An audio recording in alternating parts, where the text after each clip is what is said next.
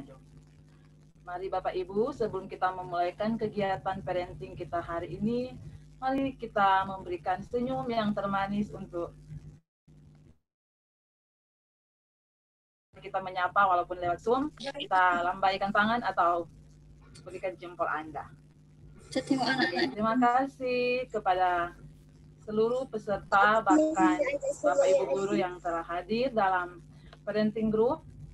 Dan saat ini kita akan memulaikan kegiatan parenting group TK Kristen Ebenezer Manado pada hari ini tanggal 30 April tahun 2021 dengan tema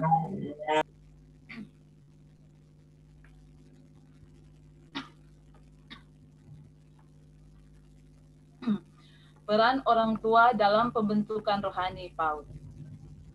Pembicara kita hari ini adalah Ibu Melani Barlian MTH selaku Kepala Sekolah Bina Iman Domba Kristus Serpong. Bapak Ibu yang diberkati Tuhan, kita akan memulaikan dengan dibuka oleh doa, tapi sebelum kita berdoa, mari kita mengangkat pujian.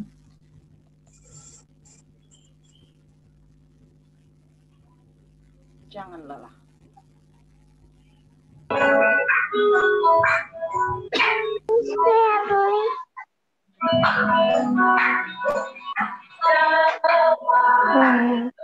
Bekerjanya adanya Tuhan. Yang mengajak dan menolak tiada lelah. Ya, kenapa kok serial ngana? Pegang.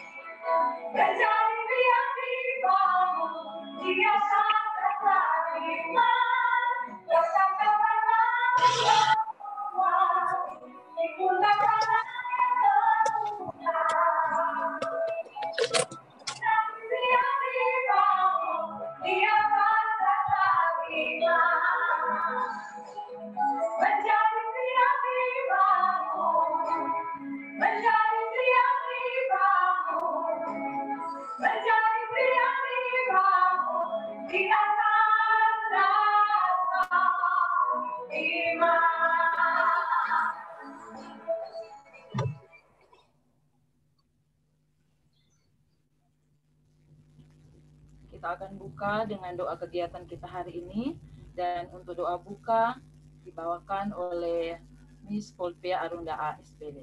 Kepada Miss Polpia, silakan.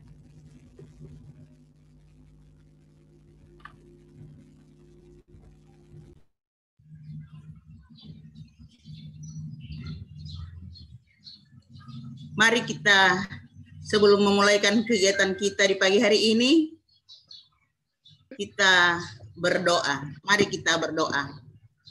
Tuhan Yesus, Gembala kami yang baik, Bapa yang bertahta di dalam kerajaan sorga, di pagi hari ini ya Tuhan, kami menaikkan pujian syukur, limpah banyak terima kasih, oleh karena anugerah dan pertolongan Tuhan bagi kami, sehingga pada pagi hari ini ya Bapa, kami boleh disempatkan lagi sebagai guru, orang tua, boleh bersama-sama mengikuti kegiatan parenting group.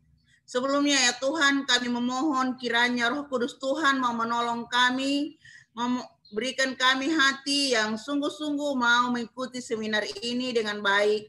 Tuhan Yesus, lewat Zoom meeting di pagi hari ini ya Tuhan, kami akan mengikuti parenting group.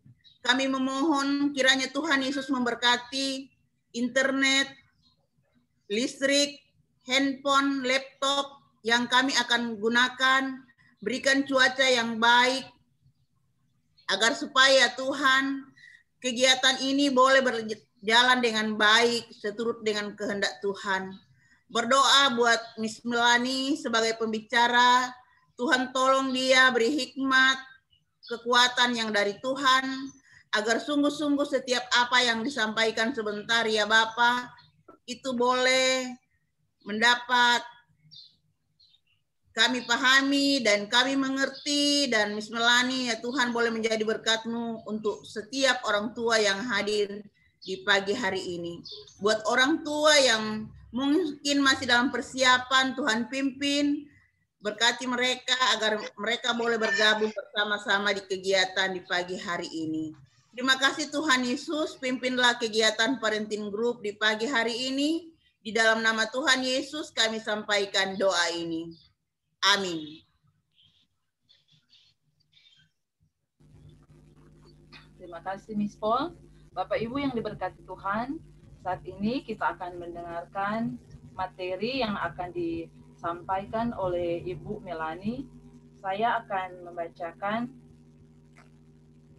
sedikit info atau profil dari Ibu Melani Bahrian.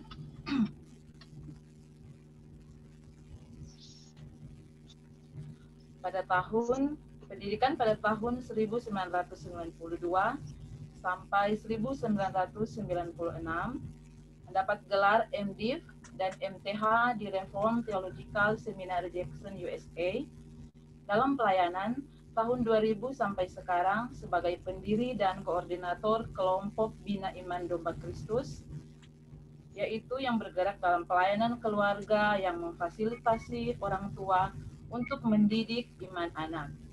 Tahun 1997 sampai sekarang sebagai dosen di Sekolah Tinggi Teologi Reform Injil Indonesia dan SPRII. Tahun 2005 sampai 2020, pemimpin persiapan GSM Imut dan KK GKI Gading Serpong. Tahun 1997 sampai 2020, pemimpin persiapan GSM KK KB GKI Gunung Sahari. Tahun 1983 sampai 1992, guru sekolah minggu, ketua sekolah minggu, Majelis Pendamping Sekolah Minggu GKI Gunung Sahari.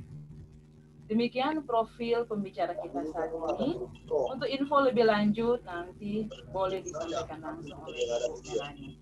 Oke Bapak Ibu yang diberkati Tuhan, saat ini saya berikan kesempatan kepada Ibu Melani untuk menyampaikan materi. Dia mau klik itu pun sebuah tesatnya. Terima kasih. Saya share screen ya.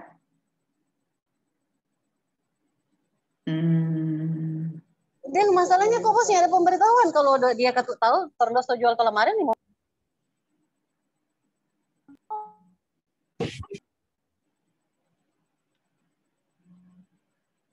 Sudah terlihat ya? Sudah Bu Mel. Oke. Ya,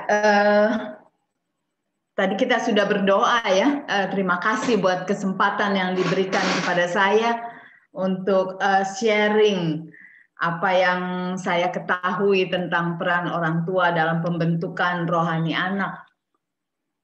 Nah, saya pikir-pikir nih, kalau di Domba Kristus itu, kita sudah katakan peran orang tua gitu. Berarti tugas ya. Kalau bicara mengenai tugas, orang tua sudah, aduh, tambah lagi. Sekarang sudah banyak Bu Mel tugasnya. Ibu Mel mau tambah lagi. Ini kan di rumah, semuanya serba di rumah, kami sudah tidak sanggup lagi kalau tambah tugas lagi. Gitu. Nah, tapi satu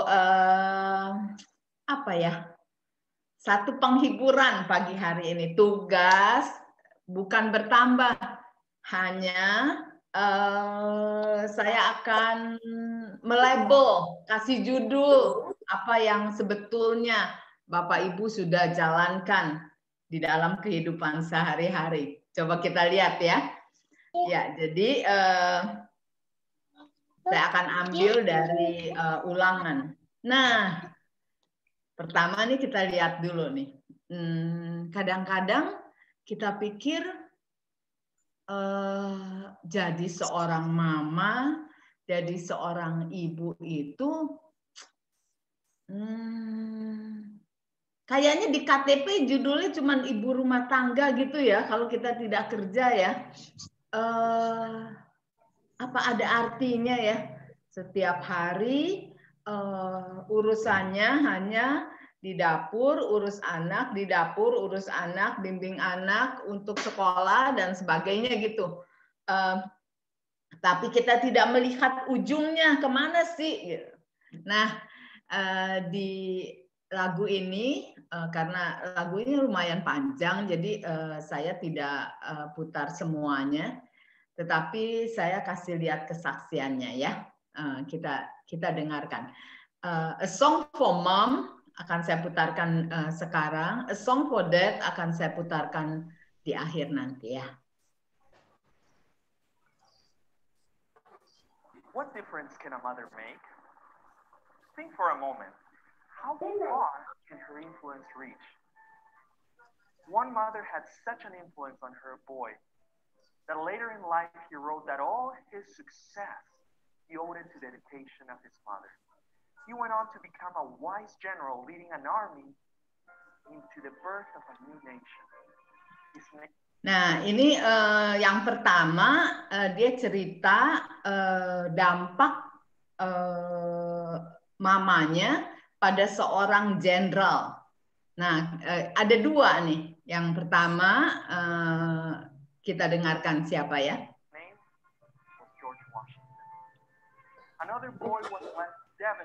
Nah, yang pertama itu tadi George Washington. Yang kedua nih. At the age of 9, his mother passed away. But soon his stepmother filled in the shoes and loved this awkward boy that everybody saw a rough stone, but she saw a diamond instead. He later in life wrote a famous quote, "All that I have, given to my angel," was Abraham Lincoln. Ya, yang kedua itu Abraham Lincoln. Jadi dia waktu usia 9 tahun, mama meninggal. Kemudian yang pegang peran mamanya adalah stepmother-nya, mama tirinya. Orang melihat dia, aduh, anak ini tidak ada harapan gitu ya.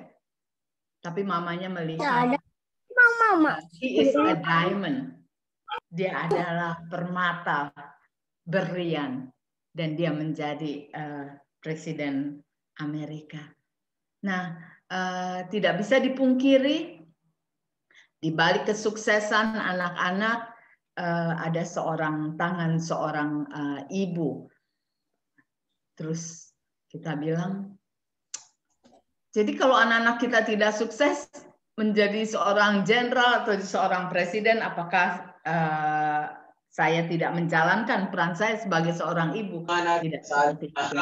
Yang terpenting adalah kita memenuhi panggilan Tuhan sebagai seorang ibu dan seorang ayah, papa dan mama. Kita balik lagi ya ke Oke. Saya lanjutkan. Nah, jadi tugas papa dan mama itu siapa sih yang rancang gitu ya? Siapa yang menentukan tugas papa mama itu? Nah, ini adalah khotbah Musa sebetulnya bagi orang Israel. Nah, kalau kita lihat ya, khotbah Musa ini dia melakukan ini ketika bangsa Israel mau masuk ke tanah Kanaan atau mau masuk ke tanah perjanjian. Dia katakan ini. Inilah perintah, saya bacakan ayatnya ya. Inilah perintah yakni ketetapan dan peraturan yang aku, Musa, ajarkan kepadamu atas perintah Tuhan Allahmu untuk dilakukan di negeri kemana kamu pergi untuk mendudukinya. Nah, ada catatan ya, untuk dilakukan di negeri kemana kamu pergi untuk mendudukinya. Kenapa kita harus melakukan itu? Supaya seumur hidupmu, engkau dan anak cucumu takut akan Tuhan Allahmu dan berpegang pada segala ketetapan dan perintahnya yang kusampaikan kepadamu, dan supaya lanjut umurmu. Jadi, kenapa harus melakukan perintah ini?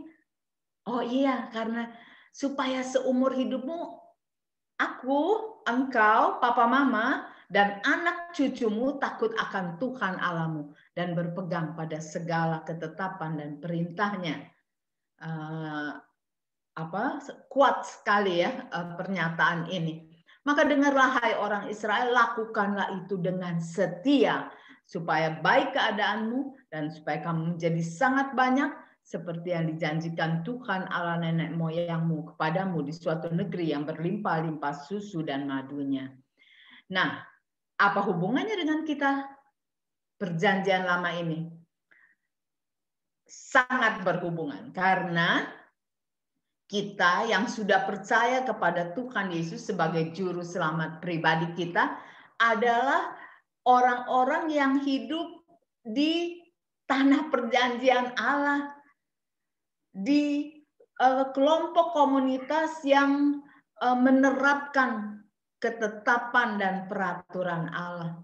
Jadi kita ini hidup di tanah perjanjian yang Tuhan janjikan. Atau kalau kalau kita di pelajaran teologi itu mengatakan kita ini seperti bangsa Israel, umat pilihan Tuhan yang seharusnya hidup sesuai dengan apa yang Tuhan mau. Nah, kita teruskan ya. Oke. Ini apa sih perintah dan ketetapannya? Nah, kita katakan Magna Carta of the Home. Kayak hukum, law gitu ya. Dengarlah hai orang Israel. Tuhan itu Allah kita, Tuhan itu Esa. Kenapa ya harus mengatakan Tuhan itu Allah kita, Tuhan itu Esa? Memangnya bangsa Israel tidak tahu? Tahu, sangat tahu. Tapi Tuhan itu di dalam bahasa, di dalam huruf besar semuanya itu, kalau di dalam bahasa aslinya sebetulnya nama dari Allah bangsa Israel, atau kalau tulisannya Yahweh. Jadi Tuhan itu nama. Nah, Musa ingin menyampaikan kepada bangsa Israel bahwa kamu harus ingat, Allahmu bukan Allah yang kamu temukan ketika kamu ada di Mesir, bukan. Tetapi Allahmu namanya Yahweh, Tuhan, dan Dia Esa, Dia satu. Tuhan itu Allah kita, Tuhan itu Esa. Kemudian apa perintahnya? Kasihilah Tuhan Allahmu dengan segenap hatimu dan dengan segenap jiwamu dan dengan segenap kekuatanmu. Nanti kita akan bicarakan secara khusus ya. Apa yang kuperintahkan kepadamu pada hari ini haruslah engkau perhatikan. Haruslah engkau mengajarkannya berulang-ulang kepada anak-anakmu dan membicarakannya apabila engkau duduk di rumahmu, apabila engkau sedang dalam perjalanan, apabila engkau berbaring, dan apabila engkau bangun. Haruslah juga engkau mengikatkannya sebagai tanda pada tanganmu, dan haruslah itu menjadi lambang di dahimu. Dan haruslah engkau menuliskannya pada pintu rumahmu dan pada pintu gerbangmu. Oke, kita lihat satu-satu. Ini panggilannya. Dengarlah, hai orang Israel. Kita lihat lagi. Kata dengarlah, kalau saya katakan dengar ya, ada tukang listrik yang akan datang ke rumah kita. Dengar. Oh, saya dengar, gitu ya. Kalau di dalam bahasa aslinya, dengar itu syama gitu ya. Listen, dengar aja. Enggak. Maksudnya adalah dengarlah, perhatikan, fokuskan perhatiannya, gitu. Apakah hanya itu saja? Tidak. Di dalam Shema, listening sama doing, mendengar dan melakukan jadi paket. Jadi ketika Musa mengatakan dengarkanlah, dia mau katakan dengar dan lakukanlah, gitu. Atau saya masukkan di sini, dengar dan taatilah Yahweh sebagai Allah Israel, Allah yang esa. Buat siapa perintah ini? Orang Israel. Semua keluarga, unit terkecil dari bangsa Israel menjelang mereka masuk ke tanah perjanjian, tanah Kanaan. Jadi dengar, listen, dan doing. Mendengar dan melakukan, atau mendengar dan mentaati. Oke, perintahnya, kasihilah Tuhan Allahmu dengan segenap hatimu, segenap jiwamu, segenap kekuatanmu. Nah, di dalam literatur Perjanjian Lama,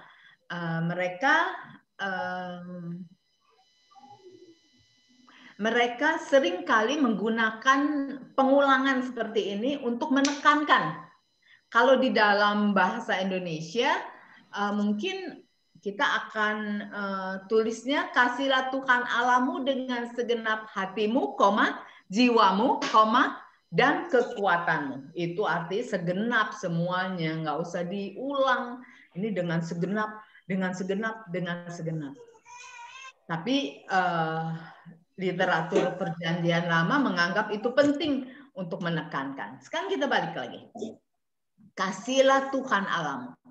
Ahavta itu bahasa Ibrani-nya ya. Saya suka pakai bahasa Ibrani karena saya mengajar bahasa Ibrani. Jadi masih ingat, kalau saya tidak mengajar saya pasti lupa. Kasihilah Tuhan Allahmu, ahavta, berasal dari ahava, gitu ya. Apa artinya ya? Oh, artinya bukan hanya perasaan tapi juga tindakan. Kita kasih contoh, saya kasih contoh. Ahava di Ulangan 4 ayat 37. Karena ia mengasihi nenek moyangmu, ia Tuhan Allah mengasihi nenek moyangmu dan memilih keturunan mereka, maka ia sendiri telah membawa engkau keluar dari Mesir dengan kekuatannya yang besar. Jadi kalau Tuhan bilang, I love my people, aku mengasihi umatku, dia akan bertindak, dia akan melakukan sesuatu untuk umatnya. Kasih membuat Allah membawa bangsa Israel keluar dari Mesir. Segenap hati, jiwa, dan kekuatan berarti seluruh keberadaan kita, totalitas kita. Jadi artinya kasih Tuhan Allahmu dan lakukan mandatnya, yang diberikan pada papa mama dengan penuh kesungguhan. Atau pada saat itu, kasih Tuhan Allahmu dan lakukanlah perintah dan ketetapannya bangsa Israel dan keluarga Israel menjelang engkau masuk tanah Kanaan. Dan itu juga berlaku untuk kita. Nah, di perjanjian baru juga ada. Bukan saja di perjanjian lama. Di perjanjian baru kasih Allah itu ada di 1 Yohanes 4 ayat 9-12. Dalam hal inilah kasih Allah dinyatakan di tengah-tengah kita, yaitu bahwa Allah telah mengutus anaknya yang tunggal ke dalam dunia supaya kita hidup olehnya. Inilah kasih itu.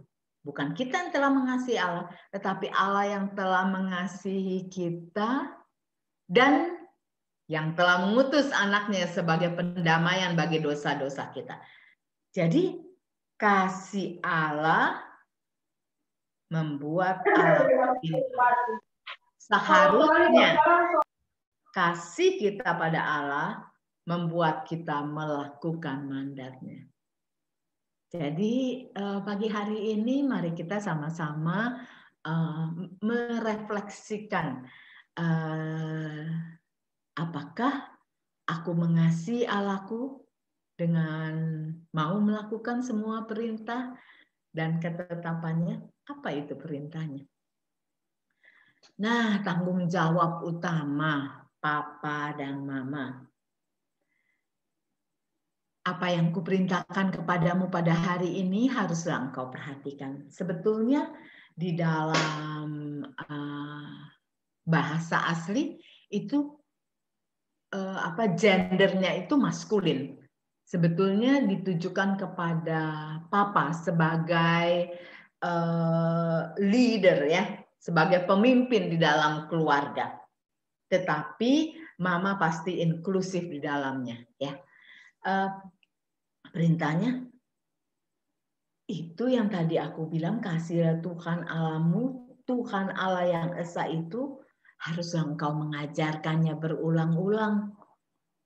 Mengajarkannya berulang-ulang kepada anak-anakmu dan membicarakannya, mendiskusikannya. Apabila engkau duduk di rumah, apabila engkau dalam perjalanan, apabila engkau berbaring, apabila engkau bangun. Oh, kalau begitu,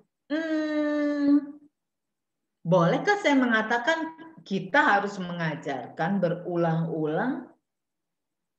Ya, dalam keseharian kita, sehari-hari. Apakah sehari-hari kita menjadi dosen bagi anak-anak kita atau guru? Tidak.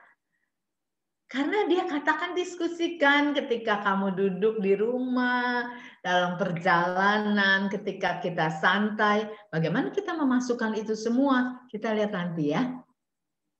Haruslah juga engkau mengikatkannya sebagai tanda pada tanganmu dan harus itu menjadi lambang di dahimu. Nah ini konteksnya memang perjanjian lama. Dulu kan belum ada Alkitab ya.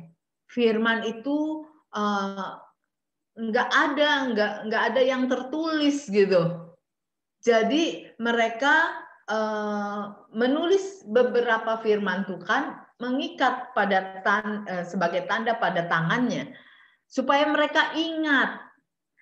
Nah, dan haruslah engkau menuliskannya pada tiang pintu rumahmu dan pada pintu gerbangmu. Nah, biasa itu di pintu keluar mereka tulis ini yang tadi kita baca itu Shema.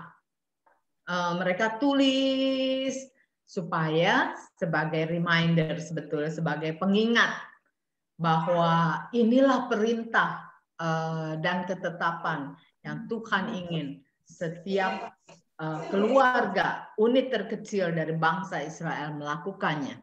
Ya, jadi Shema itu begitu powerful, begitu kuat, begitu penting gitu ya.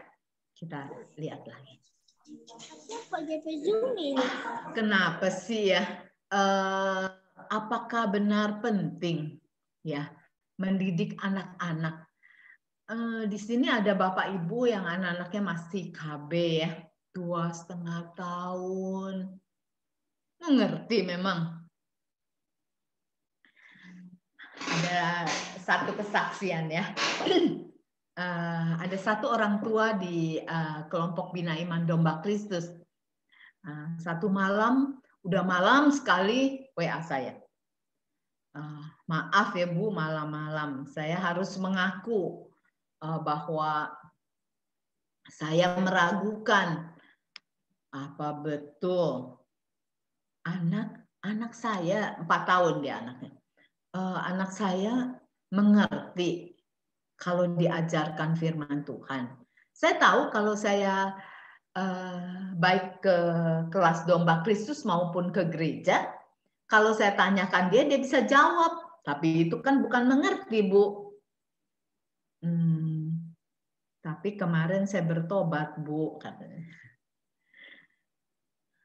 Saya dengarkan, saya baca terus. Kenapa saya tanya? Kemarin nama anaknya Pam-Pam.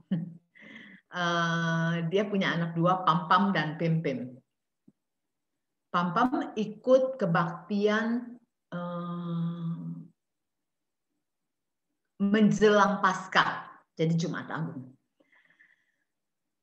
Kemudian dia gelisah sekali. Kebaktiannya isinya susah sekali. Memang sekolah minggu tapi susah sekali gitu ya. Gelisah sekali. Kapan selesainya Mama? Kapan selesainya Mama? Lama sekali hari ini ya. Pam-Pam bosan ya. Kapan selesai Mama? Gitu. Kemudian karena kan semuanya sekarang online ya, anak-anak tahu sekali ya. Ini digeser dulu, lihat lihat prospek Bapak Ibu. Kira-kira berapa menit lagi selesai. Tapi setelah itu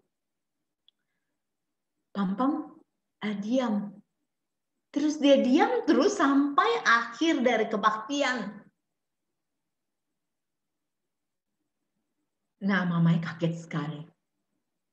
Kemudian setelah kebaktian berakhir, dia bilang sama mamanya begini. Mama, Pam-Pam boleh ke kamar sebentar. Pam-Pam mau bicara dengan Tuhan Yesus. Wah, luar biasa. Mamanya bilang, kok bisa begitu ya Bu Mel? Anak-anak bisa mendapat sentuhan dari Tuhan dan merasa Tuhan itu hadir, Tuhan yang tidak kelihatan itu real, nyata, sehingga anak itu, Pam-Pam itu bisa saya mau sendiri di kamar bicara dengan Tuhan Yesus. Iya. Nah, ada beberapa hal lagi yang saya akan berikan video untuk menjadi contoh. Nah, itulah sebetulnya yang menjadi dasar. Kenapa sih begitu penting untuk memuridkan, ya kalau kita katakan memuridkan anak-anak melalui kehidupan sehari-hari. Karena masa kanak-kanak adalah masa pembentukan kepribadian, kita menemukan talenta. Oh, anakku, nggak gitu pinter matematiknya. Tapi kalau kreativitas, menggambar luar biasa. Siapa yang menemukan? Pasti orang tua. Kita menemukan kekuatan dan kelemahannya. Kekuatannya, kita bimbing dia, kelemahannya, kita tunjang dia. Dan masa kanak-kanak itu menjadi masa dia mengerti milik siapa dia sebagai pribadi. Oleh karena itu, makna Carta of the Home itu diatur, Tuhan mengatur bagaimana supaya pembentukan anak sebagai gambar dan rupa Allah berjalan dengan efektif. Bagaimana? Mengajarkan membicarakan berulang-ulang dalam keseharian. Ketika duduk, sedang dalam perjalanan, berbaring, dan bangun. Kita lihat lagi. Saya potong sedikit, saya bandingkan dengan perjanjian baru. Apa sih tugas papa dan mama di perjanjian baru? Itu di perjanjian lama, dalam keseharian. Kalau di dalam perjanjian baru, ada khusus papa dan pasti inklusif di dalamnya mama. Tapi ini peringatan kepada papa. Dan kamu bapak-bapak janganlah bangkitkan amarah di dalam hati anak-anakmu. Tetapi didiklah mereka di dalam ajaran dan nasihat Tuhan. Jadi tetap saja tugas sebagai papa dan mama adalah mendidik, memberi nasihat, mengajarkan. Mengajarkan apa? Untuk mengasihi Tuhan yang esa.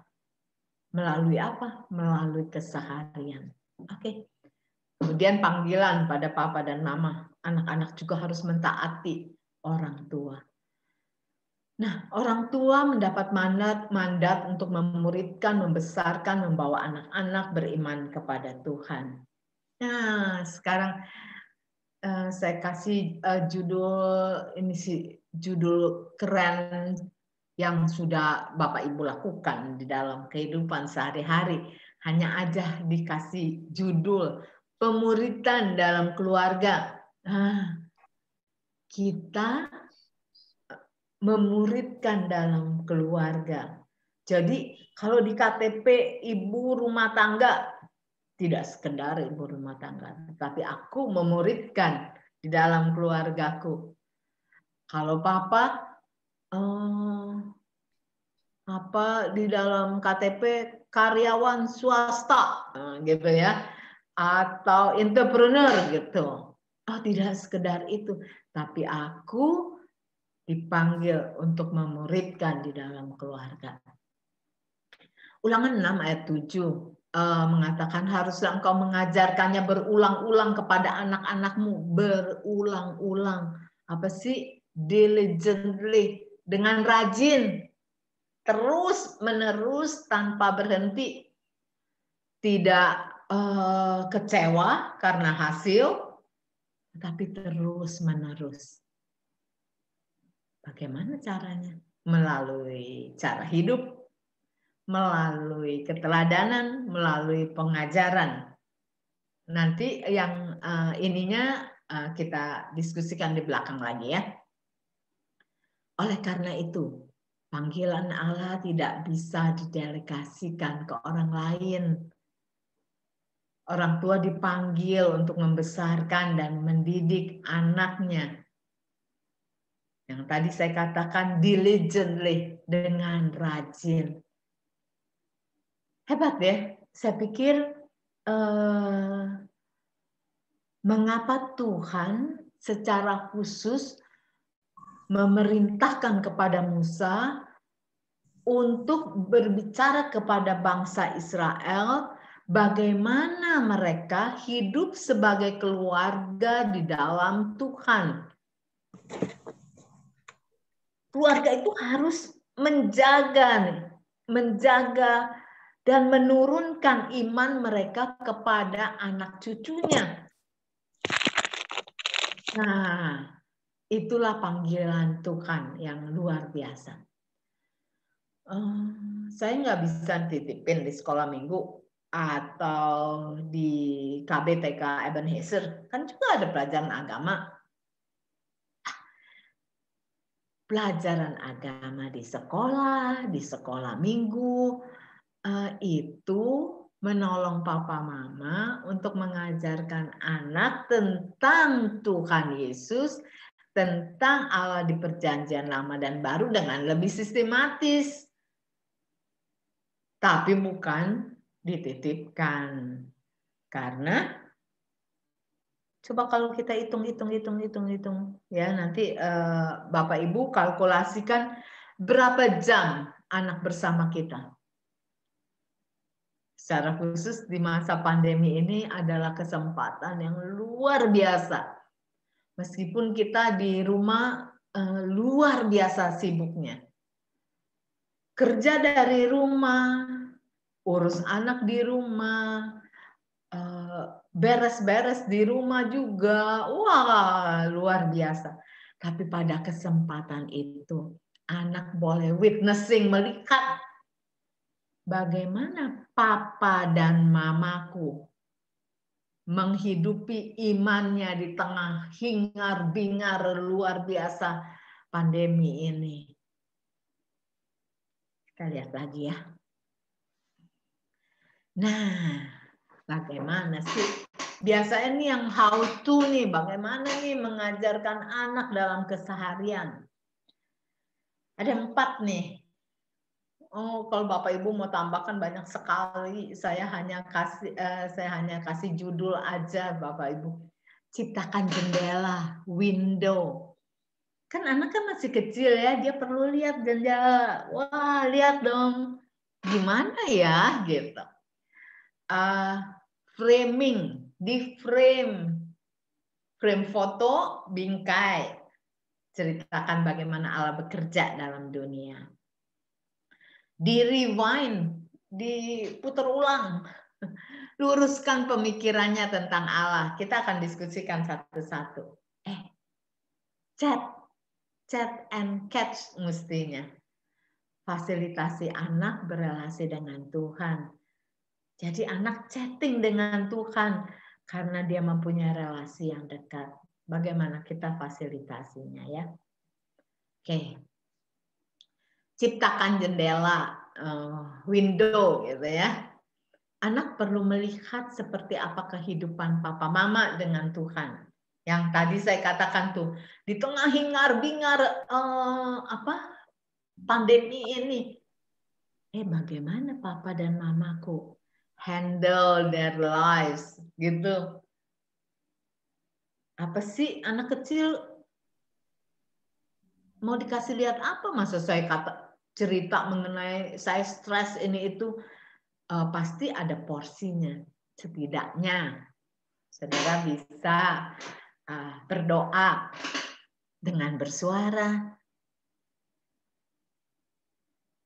atau saudara memuji Tuhan dengan bersuara, sehingga si anak tahu, oh oke, jadi doa itu penting ya buat papa mama. Kalau doa itu omong-omongnya bagaimana ya? Oh begitu. Bapak Ibu, saya bertobat, saya bertemu dengan Tuhan sebagai juru selamat pribadi itu karena saya mendengarkan doa seseorang. Luar biasa ya Tuhan bekerja ya dengan cara yang unik untuk setiap orang. Saya ada di kelompok doa.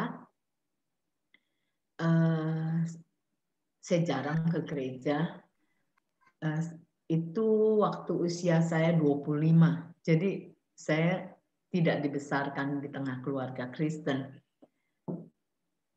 Saya masuk kelompok doa pagi hari, sudah berjalan, sudah terakhir, sudah tinggal kelompok doa. Saya bingung sekali karena itu hari pertama saya datang ke kelompok ke doa pagi itu. Saya ikut di kelompok doa. Terus rupanya mereka bergilir berdoa. Saya dibesarkan dan sekolah di sekolah Katolik, saya nggak bisa berdoa, Bapak Ibu. Saya hanya taunya Bapa kami yang ada di surga, Salam Maria penuh rahmat, malaikat Allah. Yang dihafal, tapi saya nggak bisa yang kata-kata sendiri itu nggak terbiasa.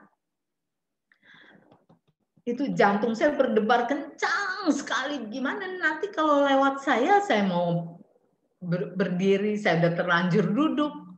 Kemudian waktu tiba giliran saya diam saja. Kemudian seorang ibu berdoa begini. Bapa di surga,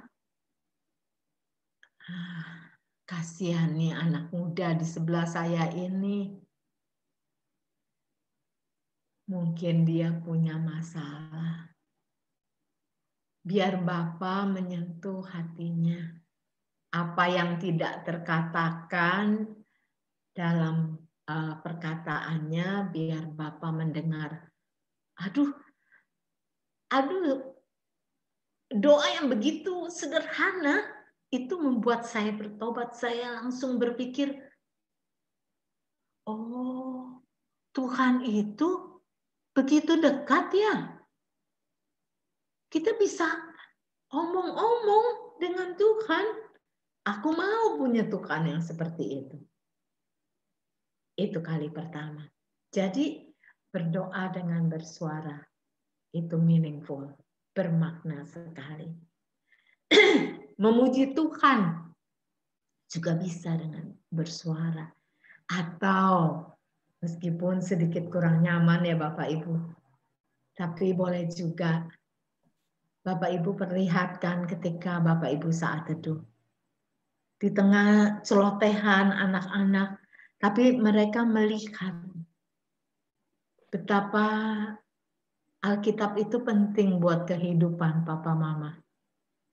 Jadi ciptakan jendela supaya anak bisa melihat, oh, kehidupan orang yang percaya dengan Tuhan, kehidupan papa mamaku yang merupakan teladanku, seperti ini ya.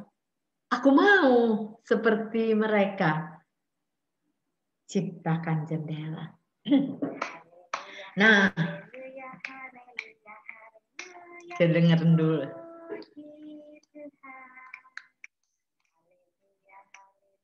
Haleluya, haleluya, puji Tuhan, puji Tuhan, haleluya, puji Tuhan, haleluya,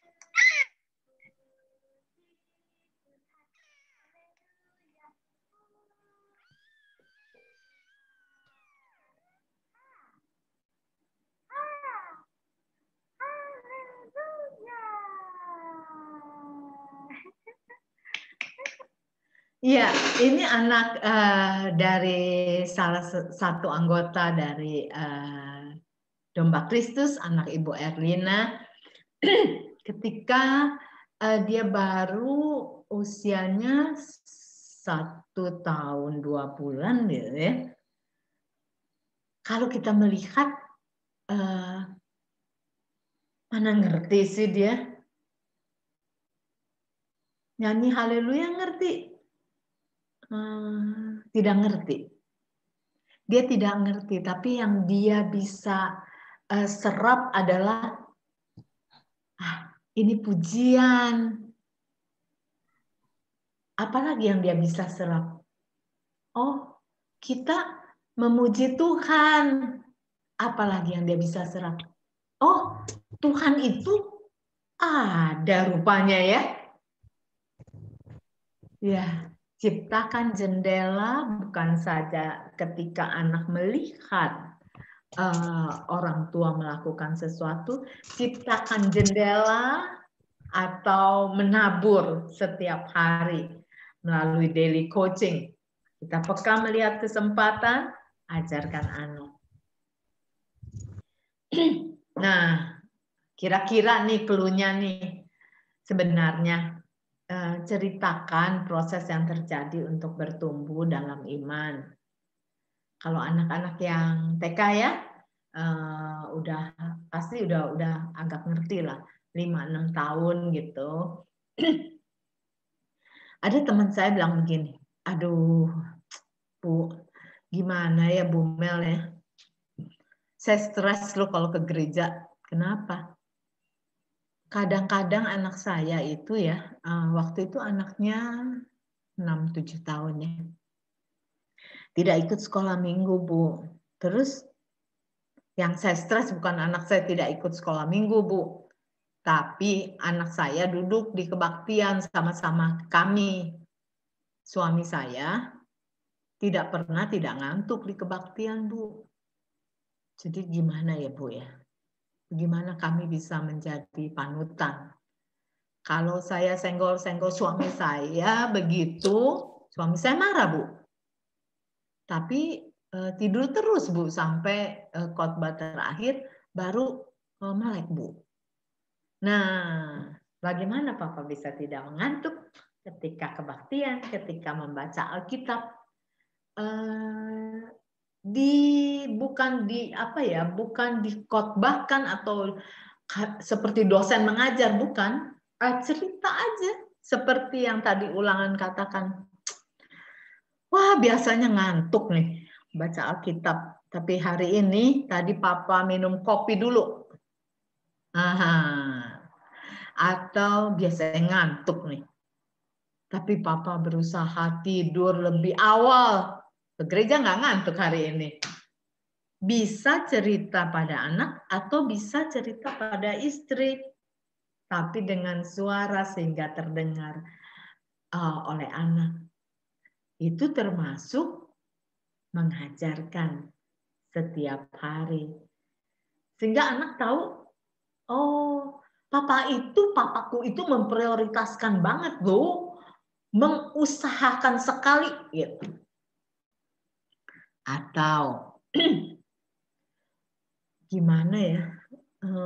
Selama pandemi ini kan setiap orang juga agak kesulitan ya, meskipun tidak semua orang kesulitan, tapi banyak orang kesulitan. Tapi kita masih ingin berbagi kepada siapa? Pak Satpam, Ibu tukang sapukah, tukang sampahkah, atau tetanggakukah? Nah, bagaimana proses berpikirnya? Boleh juga diceritakan. Sehingga si anak ini ya, anak yang hidup di dalam keluarga perjanjian ini, terbiasa untuk hidup dengan nilai-nilai Kristiani. Setidaknya kita sebagai orang tua tuh mempersiapkan semuanya. Sehingga ketika Roh Kudus men-trigger gitu ya hatinya, membuka hatinya, dia udah siap. Dia bisa percaya kepada Tuhan yang sama seperti yang kita percaya. Itu bagaimana kita bisa tetap menghormati opa oma walaupun opa oma cerewet atau suka marah-marah. Karena kan Tuhan bilang kita harus menghormati orang tua. Atau bagaimana kita mengendalikan kemarahan supaya kita bisa taat pada Efesus 4 ayat 26. Waduh, bisa cerita ya. Mama marah sekali, tapi Mama ingat nih, ya, firman Tuhan. Jangan menjadi marah, jangan berbuat dosa. Jangan matahari terbenam sebelum padam amarahmu. Jadi firman Tuhan itu menjadi guidance ya, tuntunan buat kita hidup. Anak belajar loh. Kita lihat lagi. Kita lihat bagian yang kedua. Kalau jendela itu sudah dibuka, anak-anak bisa lihat. Terus apa lagi? Nah, sekarang 1 menit ya. 1 menit saya lihat dulu nih. 1 menit Bapak Ibu pikirkan. Bagaimana Tuhan mengasihi kita dalam 1 minggu ini.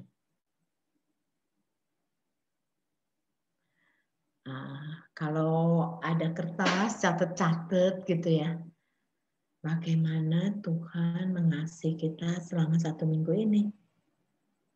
Papa catat, Mama catat, Ibu guru catat, kita ingat-ingat.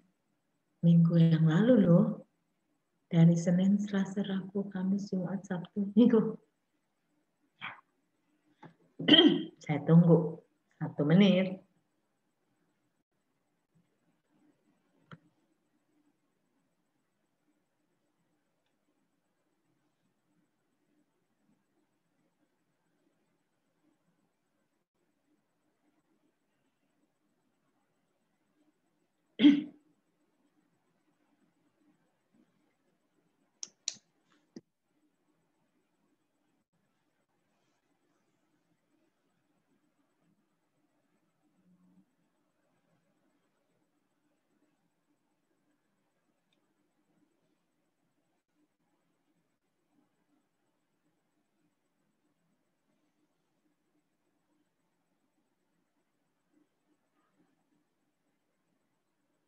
Ya.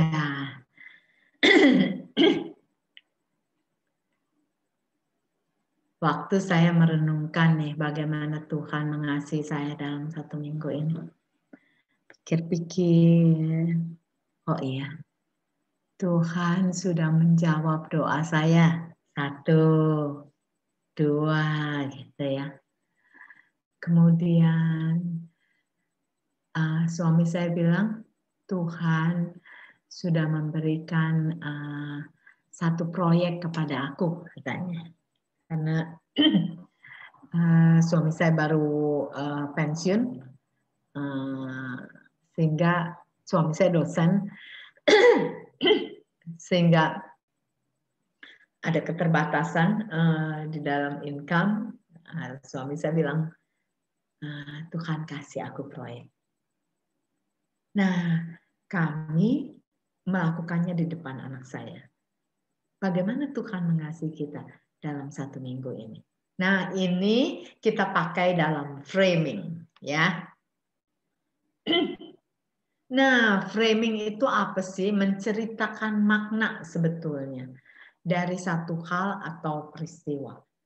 Anak perlu belajar melihat dan mengerti bagaimana Allah bekerja dalam dunia nyata. Jadi tadi yang kita pikirkan bagaimana Allah mengasihi kamu dalam 1 minggu ini. Oh, Allah menjawab doaku. Allah memberi aku proyek. Allah memberi aku hiburan ketika aku sedih. Apa perlunya framing seperti itu? Memberi bingkai. Apa perlunya? Perlu sekali. Karena memang kita bisa lihat Allah. Tidak, bukan? Bagaimana saya bisa berdoa kepada oknum, kepada sosok yang saya tidak lihat? Nggak bisa saya berdoa kepada sosok yang tidak saya lihat. Kecuali saya beriman bahwa oknum itu, sosok itu ada. Dan dia bekerja dalam dunia saya.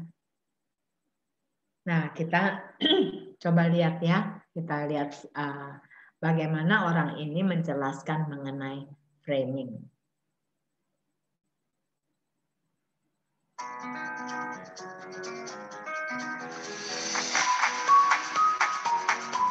We help our kids understand the world by putting a frame around things we want them to notice and understand. We can frame things by drawing our child's attention to what's going on around them, whether we're at home, church, or out and about. They might have questions, or you might want to take the lead and point things out to them. What you frame and how you do it will depend on their age, personality, and interests, as well as where you are.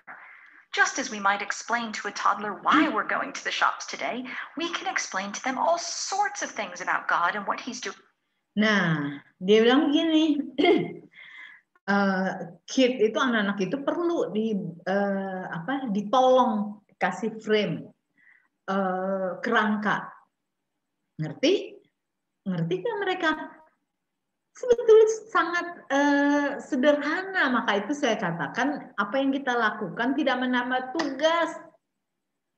Mungkin yang menambah adalah nambah banyak ngomong, nambah banyak bicara, banyak cerita gitu ya. Nah, ketika dia kasih contoh ketika kita ke grocery store, ketika kita ke Indomaret, ketika kita ke supermarket gitu ya. Kita cerita kenapa kita mesti ke supermarket. Wah, hari ini kita ke supermarket karena mama perlu A, B, C, D. Hari ini kita ke toko onderdil karena papa perlu A, B, C, D. Itu sebetulnya framing, memberi kerangka. Begitu pula dengan pekerjaan Tuhan. Doing around us. You could frame how God loves and cares for all the different people you see and share He promises to be close to people who are lonely.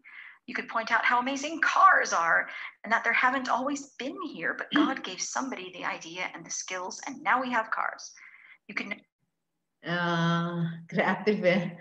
Jadi dia bilang sebetulnya sederhana aja nih sambil duduk-duduk gitu cerita deh. Yang saya suka cerita sih itu tuh. Banyak burung ya. Burung itu kok masih hidup terus ya? Kita nggak lihat loh. Ada orang yang kasih dia makan hanya kadang-kadang ya. Siapa yang kasih dia makan ya? Luar biasa ya Tuhan. Burung yang jenis ini makanannya beda dengan burung yang jenis ini. Tetapi mengapa bisa ada cukup variasi makanannya? Siapa yang atur? Pasti Tuhan. Dia cerita juga.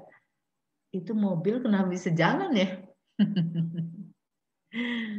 Hebat ya, Tuhan kasih kepandaian nih di otak manusia untuk membuat roda itu bergulir dan bisa jalan, bisa diarahkan. Nah itu framing. Tidak menambah pekerjaan kan, hanya menambah obrolan. Notice the trees and wonder together whether God made all the trees like that to start with, or whether they all began very small. From toddlers to teens, no matter how old your child is, they need you to frame life with God for them. In the midst of our normal conversation and asking and answering questions, we can help our children know what is going on and how it fits into the bigger part of life with God. Iya, dia bilang pokoknya di tengah segala macam keadaan kita perlu tuh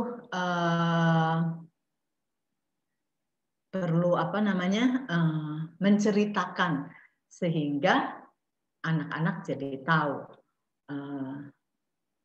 bagaimana sebetulnya kehidupan bersama dengan Tuhan gitu ya. Nah, sekarang sebentar. Saya kalau dari ini suka bingung balik lagi bagaimana ya? Oke. Kita teruskan. Jadi framing itu tidak sulit, pasti tidak sulit. Kenapa kita harus framing? Dari cerita Alkitab, anak tahu tentang Tuhan. Tapi anak tidak tahu bagaimana Tuhan yang tidak kelihatan bekerja dalam dunia. Nah, tugas papa mama, tugas kita adalah memberikan kerangka spiritual dalam melihat kehidupan ini. Membantu anak melihat dunia dari kacamata Tuhan. Oke. Framing. Tadi saya katakan, jelaskan segala sesuatu. Misalnya, adik sedang sakit, kita minta Tuhan tolong supaya cepat sembuh. Itu sering kali kita lakukan, bukan Bapak Ibu? Nah, jadi biasa saja. Tapi ketika kita diingatkan kembali, oh ada gunanya.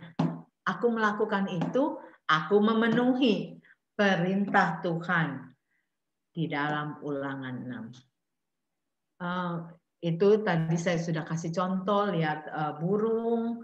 Kemudian jelaskan juga hal yang sulit, misalnya si Opa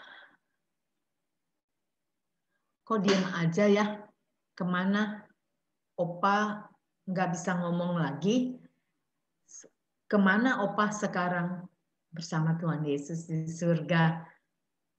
Nah, terus jelajahi ayat atau cerita Alkitab, kita framing lagi.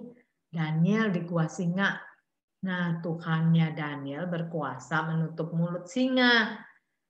Dulu waktu anakku masih kecil, dia nggak bisa tidur karena suara kucing di plafon rumah. Dia katakan, Tuhan yang berkuasa tutup mulut singa, pasti bisa juga tutup mulut kucing supaya tidak berisik. Luar biasa, Bapak Ibu. Seketika itu juga kucingnya diam.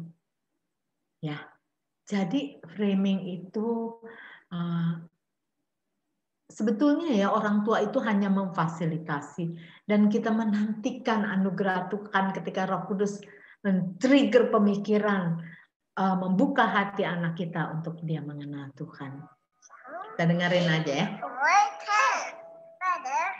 Is one day in your court, then 1,000 elsewhere. 1,000 elsewhere. You know why, SJ? You want to know why it's better is one day in his courts? Because heaven is amazing. You know how we sing the song Big House? Will you sing that song? Come and go me to my house. And go me to my father's house. Like a big house. Iya, kalau Bapak Ibu perhatikan, bahkan bicara aja belum jelas ya. Tapi dia mamanya berusaha untuk dia menghafal ayat Alkitab dan menjelaskan why heaven is amazing. Kenapa surga itu luar biasa, gitu ya. Nah itu memberikan frame, memberikan penjelasan kepada anak. Tapi bagaimana jika anak terlalu kecil mengerti dunia?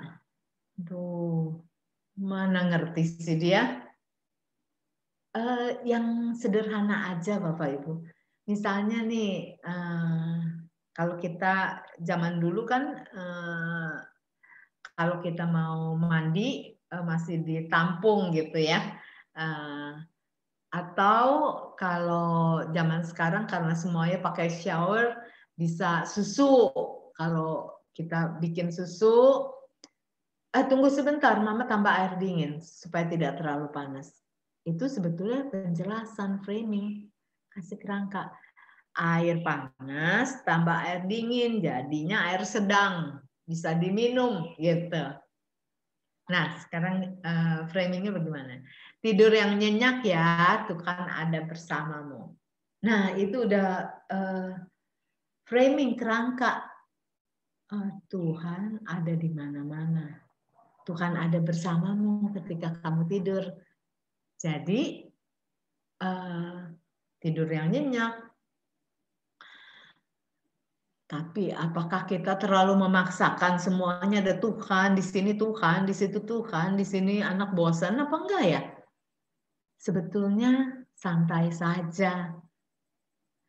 Katakan kalau kita pikir tepat waktunya dan keadaannya. Nah,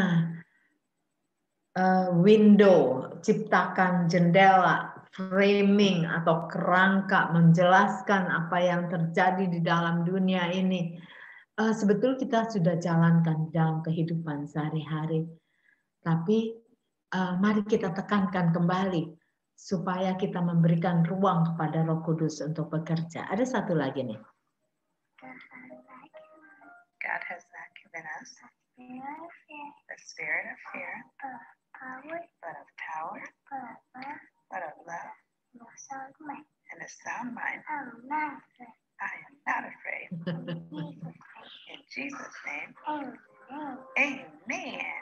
Iya, ini cerita tentang seorang anak yang takut of so many things. Takut banyak hal. Nah, mamanya ajarin dia untuk menghafal 2 Timotius 1 ayat 7. Kemudian framing diberikan. So I'm not afraid. Jadi aku tidak takut. Sekarang aku tidak takut. Apa gunanya? Ada gunanya, saudara. Anak dari kecil dilatih bahwa firman Tuhan itu ya dan amin. Firman Tuhan itu bukan seperti puisi. Tapi firman Tuhan itu berkuasa. Dan Tuhan menolong firman-Nya. Tuhan memakai firman-Nya itu bisa memberikan kuasa bisa direalisasikan. Dan si anak dari kecil udah tahu itu. Meskipun kita nggak jelaskan firman itu jadi berkuasa, tidak dijelaskan, dilakukan saja, ya. Nah, ini rewinding.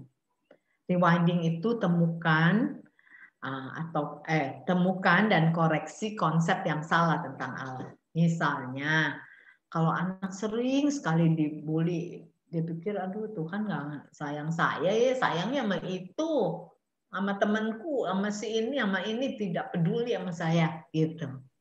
Bagaimana kita menjelaskannya? Anak doa minta sepeda, minta apa aja deh, mainan gitu ya, tapi nggak dapet. Tuhan itu jahat ya, nggak sayang sama saya, gitu. Rewinding ini ya memerlukan sedikit usaha sih. Kalau dia kerap kali mengatakan Tuhan itu jahat, Tuhan itu jahat, nah kenapa? Alasannya kenapa dia mengatakan itu? Nah, dari alasan itu kita bisa meluruskan pikiran anak. Jadi bukan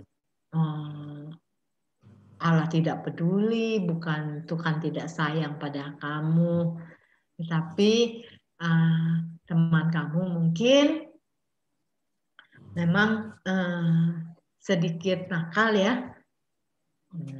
Nanti kita omong-omong ya sama temanmu, kita ketemu ya di sekolah, atau kita ketemu ya di Zoom, atau kita ketemu ya di telepon, kita tanya-tanya ya. Nah, mungkin temannya akan lebih baik gitu ya. Tuhan bukan tidak sayang kamu dengan tidak menjawab doa permintaan kamu. Tuhan bilang tunggu. Atau mungkin ada yang lebih baik gitu ya. Jadi rewinding sehingga anak tidak terbawa terus Tuhan itu jahat sampai dia lebih besar nanti. Nah, ini seru nih. Chat with God. Ini yang terakhir, saudara. Ngobrol dengan Tuhan. Gimana sih ngobrol dengan Tuhan? Kita kan selalu relasi dengan Tuhan itu beberapa orang itu sangat formal. Bagus sekali. Dulu saya suka kalau sedang istirahat gitu ya, saya selalu bilang sama Tuhan, Tuhan, saya mau doa dengan kalimat-kalimat yang bagus-bagus gitu. Terus saya susun kalimat yang bagus-bagus, saya berdoa. Tapi kita juga bisa berdoa dengan kalimat yang lebih informal. Saya kasih contoh ya. Kalau kita berdoa makan, kan kita berdoa, Tuhan, terima kasih buat makanan hari ini. Terima kasih buat minuman, terima kasih buat mama yang sudah menyiapkan makanan. Berkati Tuhan dalam nama Tuhan Yesus. Amin. Gitu ya. Sampai sekali waktu, setiap kali berdoa begitu, sampai lupa. Tadi udah doa apa belum ya? Boleh gak kalau berdoanya divariasi sedikit? Tuhan terima kasih. Saya lihat hari ini ada ayam goreng kesukaan saya. Pasti enak sekali. Terima kasih ya Tuhan buat mama yang menggoreng, yang memasak gitu. Jadi terasa kehangatan relasi. Atau aduh Tuhan, maafkan saya ya, ada bayam yang saya tidak suka hari ini tapi sehat untuk saya. Tolong supaya saya bisa makan dengan baik. Ada itu ya, ada denyutan relasi. Itu kita memfasilitasi anak untuk berrelasi dengan Tuhan dan merasakan bahwa Tuhan itu pribadi, bukan patung yang nggak bisa diajak ngomong, nggak bisa diajak bicara gitu. Bukan sosok yang kita laporan. Terima kasih Tuhan buat makanan pagi hari ini. Berkati Tuhan dalam nama Tuhan Yesus, amin. Iya, tiap hari begitu, nggak ngobrol itu laporan. Laporan aja sebetulnya mesti lebih bervariasi ya. Nah, jadi chat. Sebetulnya ada chat and catch yang saya katakan, tangkap. Ini mungkin lebih sulit, tergantung anugerah Tuhan ya. Anak juga belajar menjawab suara Tuhan seperti Samuel. Waktu saya baru bertobat, teman saya bilang, kalau berdoa tuh Mel, jangan ngomong terus. Habis gimana? Diem dong sedikit. Emang kamu ngomong sama siapa? Sama Tuhan. Emang Tuhan gak kebagian ngomong sama kamu? Ya, gimana dengernya? Waktu itu saya sekretaris kan ya, udah sore gitu, saya masuk ruang meeting, terus saya berdoa, terus saya diam, terus nggak kedengeran apa-apa. Ya itu perlu waktu ya, perlu waktu Tuhan bisa berbicara melalui mengingatkan kita tentang segala macam, misalnya ayat hafalan kita, orang yang bicara pada kita, khotbah, apa saja. Kita bisa mendengar suara Tuhan seperti Samuel. Oke, saya tutup dengan ini sebelum kita nanti dengarkan lagu untuk Papa. If we do not teach our children to follow Christ, the world will teach them not to.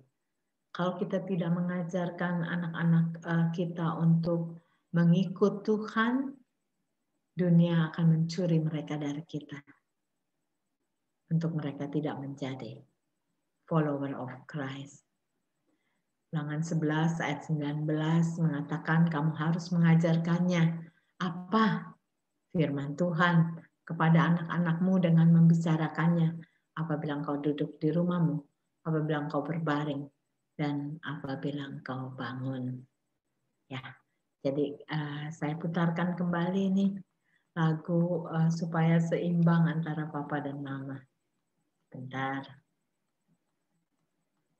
Oke, ya. Ini coba kita dengarkan saja ya. Ada Shopee, Belinya di Shopee. Ini aduh.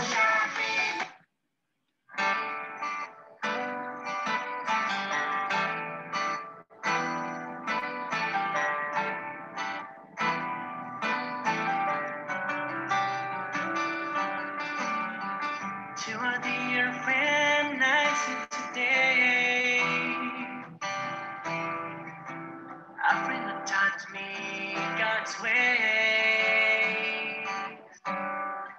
He's always been there for me, and His loving arms He cared for me. Thank you, Lord, for my dad, for your blessings on him today. Thank you, Lord, for his life. My father whom I love so much.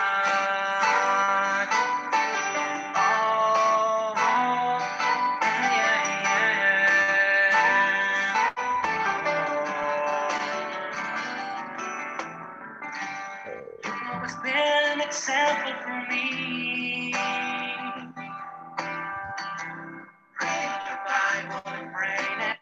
Nah, saya potong sedikit ya. Dia kan ceritakan mengenai bagaimana ayahnya membimbing dia. Nah, ini yang tadi kita diskusikan tuh. You've always been an example for me. Dia bilang, kamu menjadi contoh buat saya. Reading your Bible and praying every day. Membaca Alkitab dan berdoa setiap hari. Rupanya dia lihat, ya, dia lihat. Your words will always be my inspiration. Kata-katamu menjadi inspirasi. Dan terima kasih kepada mu karena I've become who I am. Aku menjadi seperti aku adanya karena dediku, karena papaku. Every day, yours will always be my inspiration. And thanks to you, I become who I am. Thank you, Lord, for my God, for your blessings on him today. Thank you, Lord, for his life, Father whom I love so much.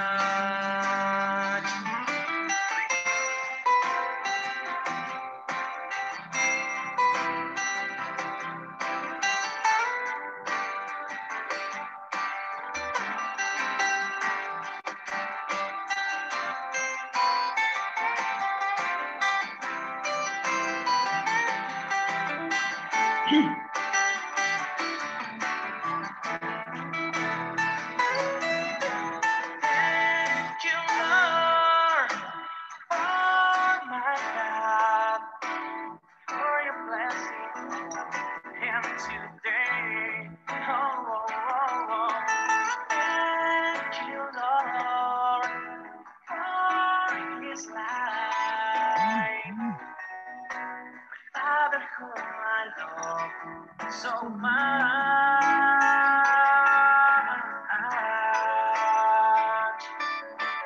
Father whom I love so much. Ya, apa sih yang bisa memberikan penghiburan kepada kita ya? Ketika anak-anak nanti sudah besar, inilah yang menjadi penghiburan sebetulnya buat kita, bahwa ketika dia besar nanti dia bisa mengatakan kepada kita, thank you Dad, thank you Mom, terima kasih Mama, terima kasih Papa, aku menjadi seperti aku adanya karena Papa dan Mama. Aku melihat Papa dan Mama membaca Alkitab, berdoa setiap hari. Aku belajar dari Papa dan Mama. Ya, kiranya Tuhan memberkati apa yang sudah kita pelajari bersama. Saya kembalikan ke MC. Saya mesti stop share ya. Saya suka bingung. Sebentar. Oke, terima kasih kepada Ibu Melani yang telah menyampaikan materi yang sangat indah hari ini. Yang saya dapat pada materi Ibu saat ini,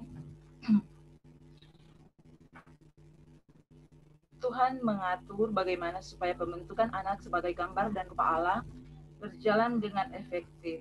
Bagaimana caranya?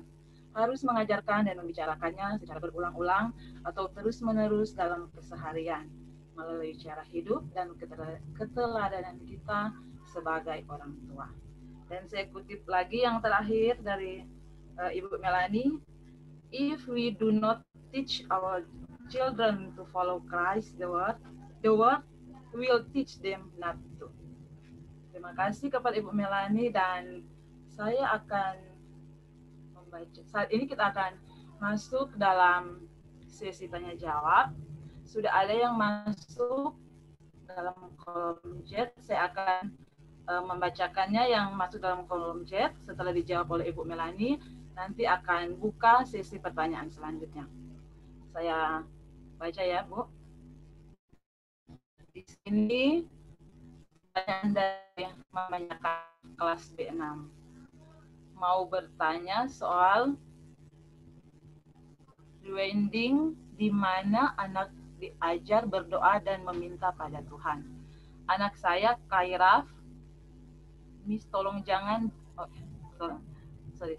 Anaknya ada di kelas B6. Saya ajarkan dia untuk minta dalam doa dan dia tanya kalau minta sama Tuhan, kapan Tuhan mau kasih? Saya jawab, semua sesuai waktu dan kehendak Tuhan. Jadi, menunggu saja. Mama tidak tahu kapan waktunya. Jadi anak saya tiap malam sebelum tidur kalau mau doa, ada permohonan itu yang diselipkan. Dan sampai sekarang si anak belum tahu. Bagaimana? Ibu Melani boleh langsung menjawab.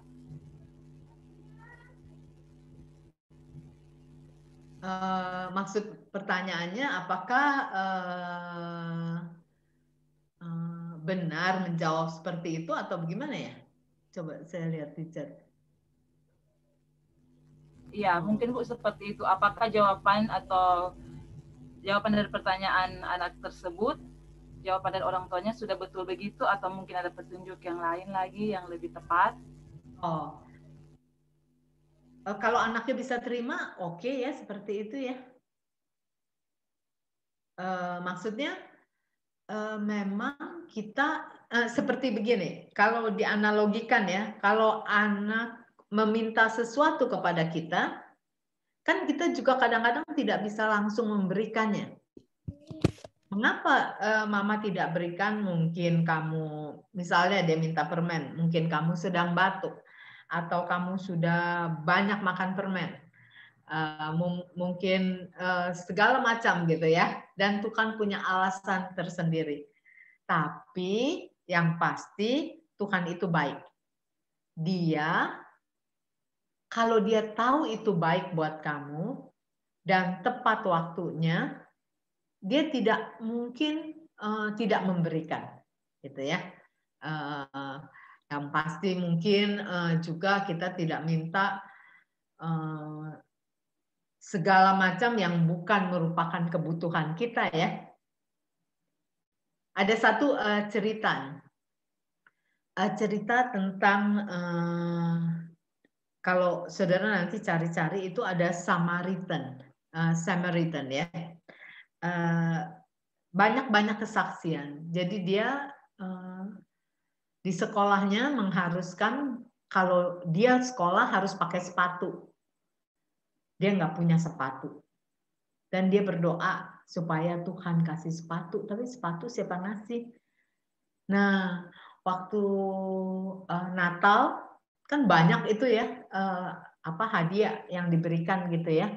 Nah, waktu hadiah itu dibuka, ini di sekolah nih, dia datang untuk ambil hadiah itu. Waktu hadiah itu dibuka, dia dapat sepatu. Dan uniknya ya, sepatunya persis ukurannya sesuai dengan ukuran kakinya. Nah itu. Jadi mungkin kalau kita ceritakan berapa lama dia tunggu sampai sepatu itu diberikan kepada dia. Gitu. Boleh cari linknya, terus kita itu ya, kita kasih contoh. Begitu kira-kira.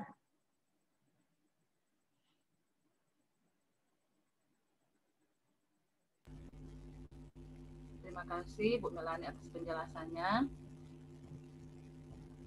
Saat ini masih dibuka lagi pertanyaan. Bisa langsung di unmute mikrofonnya Bapak Ibu jika mau bertanya langsung kepada Ibu Melani. Miss mau tanya atau kasih pendapat? Bisa Miss? Ya, silakan. Nah, ini dengan saya anaknya mamanya Kathleen. Ya. Tadi Miss ada kasih ilustrasi tentang ada anak yang bertanya, tahu kalau opanya sudah meninggal, kan dikasih ilustrasi bahwa dia bertanya opanya sekarang di mana, terus jawabannya kan opanya sudah dengan Tuhan Yesus di surga. Nah, saya pernah Miss kasih pernah Kathleen bertanya, terus saya bilang begitu, tapi di jawaban dia Mami katanya kan kalau kita mau ke surga, itu kan harus tunggu Tuhan Yesus datang yang kedua kali untuk datang menghakimi siapa yang bisa masuk ke surga dan siapa bisa ke neraka, siapa yang akan ke neraka. Jadi kalau menurut saya pertanyaan jawaban untuk anak-anak yang bertanya begitu, saya rasa tidak tepat kalau untuk menjawab bahwa opanya sudah di surga begitu. Kan sampai seperti dia yang kritis, dia tanya, itu kan katanya nanti yang mau ke surga itu atau yang mau ke neraka nanti tunggu datang Tuhan mengadili begitu. Oh, ya, makasih Bu. Kan sebenarnya jadi ketika seperti penjahat di samping Tuhan Yesus ketika dia disalib, kalau engkau percaya, engkau akan bersama-sama dengan aku di surga. Langsung gitu ya. Nah itu memang jadi waktu kita meninggalkan dunia ini, Tuhan Yesus menjemput kita, kita bersama dengan Dia di surga atau di mana Tuhan Yesus ada. Nah itu yang anak ibu hebat sekali ya. Jadi ya itu yang kedua. Yang kedua adalah ketika Tuhan Yesus datang kedua kali, kita belum meninggal. Jadi dia menjemput kita. Nah, itu betul. Jadi kita di surga nanti bersama-sama dengan Tuhan Yesus. Jadi bukan berarti apa ya? Ketika opa dan oma kita meninggal itu nanti tunggu dijemput kedatangan yang kedua. Karena Tuhan Yesus sendiri mengatakan kepada orang di samping salib itu, ketika dia disalib, bahwa ketika engkau percaya, engkau bersama-sama dengan aku di surga, di mana aku ada, gitu ya. Nah, seperti Alkitab juga menceritakan beberapa kejadian ketika kita melihat misalnya Elia, misalnya ketika konfigurasi gitu ya, oh Elia ada itu dia di surga bersama-sama dengan Tuhan, atau parabel itu yang mengatakan Abraham di surga bersama dengan Tuhan, atau satu lagi anak Daud, dia sudah bersama dengan Tuhan di surga. Gitu. Jadi memang bisa kedatangan kedua kali, bisa waktu dia meninggal. Nah, penghakiman itu memang dilakukan ya waktu Tuhan melakukan penghakiman ya, tapi screening itu bukan berarti kita masuk surga dan enggak. Ketika kita percaya kita masuk surga ya. Screening itu cuman melihat seberapa jauh ketaatan kita kepada Tuhan gitu. Jadi nanti waktu penghakiman bukan berarti kita yang di dunia ini sudah percaya pada Tuhan, waktu penghakiman dibuang kembali gitu, enggak sih? Gitu ya. Cuman kalau saya pikir kalau anak-anak kecil begitu nggak usah dijelaskan sampai rinci sekali gitu ya, tapi perlu dijelaskan. Tapi Tuhan Yesus bilang ini ada penjahat yang di sebelah salibnya mengatakan, aku percaya padamu, engkau bersama-sama dengan aku di surga. Gitu. Simple aja, nanti kalau dia udah makin besar jelaskan lagi secara teologis gitu ya. Iya. Ya, makasih Miss.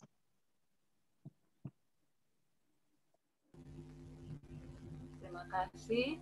Apa masih ada pertanyaan lagi? Masih Miss. Oke, ya silakan. Silakan Mam. Iya, terima kasih atas kesempatan. Saya dengan mamanya Desi Palar dari B3. Yang menjadi pertanyaan saya adalah bagaimana cara menjelaskan kepada anak, karena jujur Desi sendiri sering bertanya kepada saya, mamanya, Ma, Tuhan Yesus itu ada di mana, so? Karena kan orang tiap hari berdoa, baru meminta Pak Tuhan Yesus. Jawaban yang sering saya kasih ke dia adalah, oh Tuhan Yesus ada di sorga. Tuhan Yesus atau enggak, Tuhan Yesus ada di hati. Nah, dia terus tanya, sorga itu di mana, Kang? Karena memang susah sekali kalau misalnya dia nggak lihat. Toh? Jadi yang menjadi pertanyaan saya adalah, bagaimana cara menjawab sesimpel mungkin yang bisa diterima oleh anak-anak yang masih berusia 5 tahun. Karena jujur saya sendiri agak susah untuk menjawabnya. Terima kasih. Iya, terima kasih Ibu. Memang sulit ya, memang sulit untuk menjelaskan. Tapi bisa dicoba misalnya nih ya. Tuhan Yesus ada di mana, Ma? Tuhan Yesus ada di mana-mana. Di mana kita ada, Tuhan Yesus ada. Ada lagu zaman dahulu itu. Seperti apa? Udara yang segar apa pokoknya Tuhan Yesus itu ada di mana-mana. Nah, terus masalahnya adalah Tuhan Yesus itu tidak terlihat. Nah, itu menjadi masalah yang besar. Tuhan Yesus tidak terlihat. Kalau di dalam di dalam Alkitab Tuhan Yesus itu terlihat. Nah, Tuhan Yesus tidak terlihat. Jadi ada di mana dia? Ada di mana-mana. Bagaimana Mama bisa tahu dia ada di mana-mana? Coba kita coba ya. Atau kita dengarkan cerita. Nah, jadi anak-anak kadang-kadang kan ini kan abstrak ya. Jadi mesti dibuat nyata gitu. Ada satu cerita seorang anak itu ya, dia berdoa, ini sudah cerita udah lama sekali. Dia berdoa begini, Tuhan Yesus, tolong bantu bayi ini yang kedinginan karena mamanya pergi, mamanya meninggal. Tuhan Yesus, tolong bayi ini mendapatkan botol susu karena mamanya sudah pergi. Gitu. Itu kejadiannya di tempat misi gitu ya. Nah, terus gitu berdoa. Ada satu paket besar sekali yang diberikan buat anak-anak misi.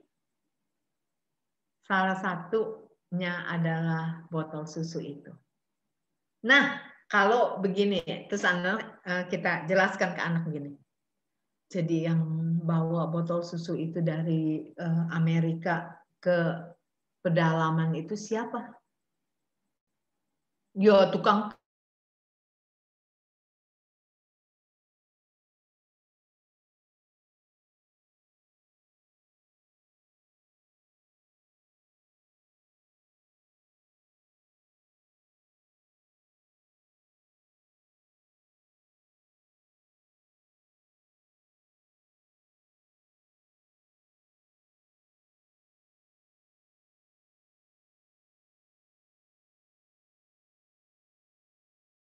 Bapak Ibu, kalau masih ada yang mau bertanya lagi, silakan di chat, nanti akan diteruskan ke pembicara. Tapi ini pertanyaan yang terakhir yang langsung dijawab oleh Ibu Melanie.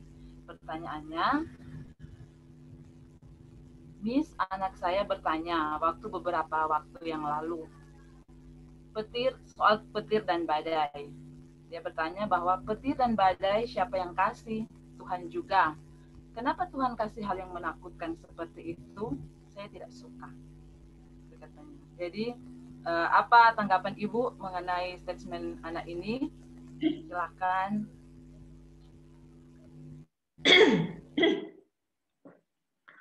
Ya, anak-anak zaman sekarang kreatif ya. Petir dan badai itu menakutkan karena gelegarnya mungkin ya, karena suaranya ya.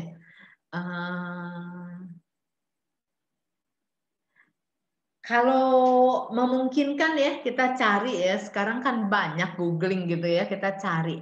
Sebetulnya apa sih itu petir? Apa yang terjadi sehingga bisa menimbulkan suara gitu? cari yang sederhana ya, penjelasan petir secara sederhana. Nah, terus kita sampaikan pada dia, tidak usah takut, sebetulnya itu hanya suara. Kamu pernah dengar suara musik yang keras sekali? Iya, itu hanya suara, tapi bukan musik yang keras, tapi dia terjadi di langit sana. Mari kita cari sama-sama di Google ya, apa itu petir. Saya suka begini nih. Saya kebetulan nggak hafal tuh petir itu, kejadiannya udah lama sekali. Tapi saya suka cari seperti ini, mungkin membantu Bapak Ibu ya. Misalnya nih ya, googling Uncle Google itu kan pinter banget deh. Kalau Bapak Ibu bisa mencari dalam bahasa Inggris, lebih banyak opsinya. Kalau tidak, misalnya petir, menjelaskan kepada anak apa yang terjadi ketika kita mendengar suara petir, gitu. Tapi jangan lupa tulis anaknya, kalau enggak dia menjelaskannya sangat akademis gitu ya, sulit. Nah, kalau di dalam bahasa Inggris biasanya banyak akomodasi itu gitu ya. Coba ya saya cari ya, lightning, how to explain to children, gitu-gitu deh.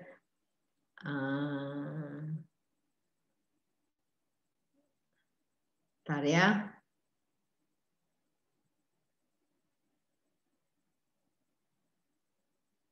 Kadang ada videonya gitu ya. Jadi si anak itu tidak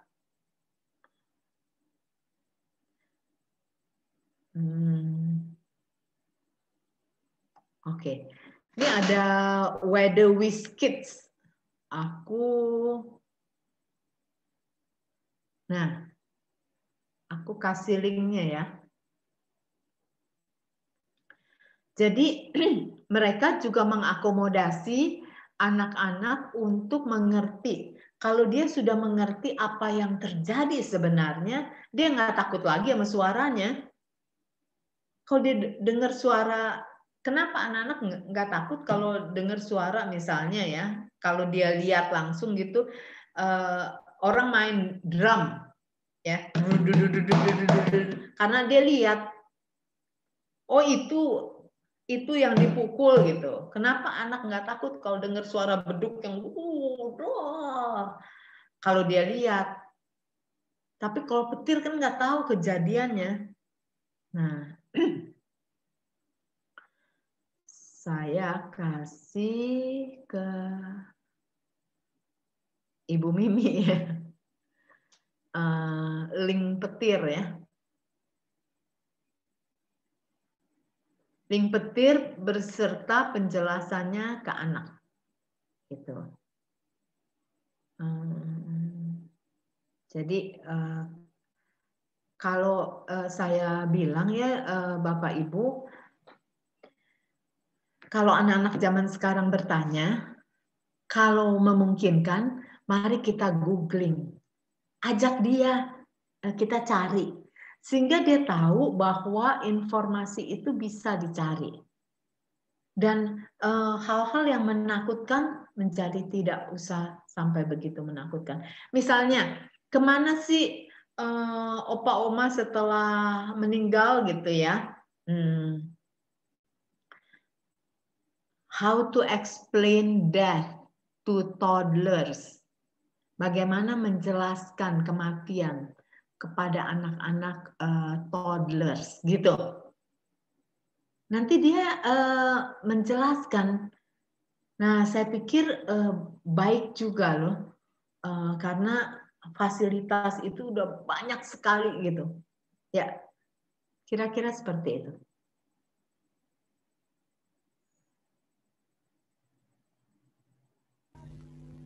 Jadi menjelaskan asal suara itu tidak usah menakutkan karena petir dan itu hanya reaksi alam gitu ya. Oke. Terima kasih. Bapak Ibu, mengingat waktu, jadi pertanyaan kita sampai di sini. Jadi ada Bapak Ibu yang sudah chatting pribadi, nanti akan diteruskan ke Ibu Melani. Bapak Ibu, sebelum kita mendengarkan penyampaian dari kepala sekolah, ada yang akan di-share oleh guru kelas, yaitu evaluasi penilaian dalam parenting group saat ini. Jadi mohon kerjasamanya Bapak Ibu untuk mengisi evaluasi parenting group saat ini. Nanti akan di-share oleh masing-masing group. Terima kasih atas perhatian. Dan saat ini kita akan mendengarkan penyampaian sekaligus ucapan terima kasih yang akan disampaikan oleh Kepala Sekolah TK Kristen Ebenezer Manado, Miss Mimi Dorangi Espak. Kepada Ibu, silakan. Selamat siang Bapak Ibu orang tua. Pertama-tama kita bersyukur dan terima kasih sudah Bapak Ibu yang ada di tempat pekerjaan bisa gabung sama-sama ya untuk belajar dari Ibu Melani. Dan yang lebih khusus lagi, terima kasih Bu Mel. Boleh berbagi buat kami semua. Banyak sekali ya pelajaran yang kita dapat dari Ibu Mel. Bu Mel ini adalah dulu dosen saya sebenarnya. Dosen, rekan kerja juga karena Ibu Mel pernah ajak saya untuk merintis pelayanan anak yang sampai saat hari ini masih ada begitu ya. Dan terima kasih Ibu Mel. Masih pagi sebenarnya di Jakarta ya. Kalau orang di sini so siang ya. Kalau di Jakarta masih agak pagi ya. Tadi pagi-pagi jam 8 sudah gabung bersama kami.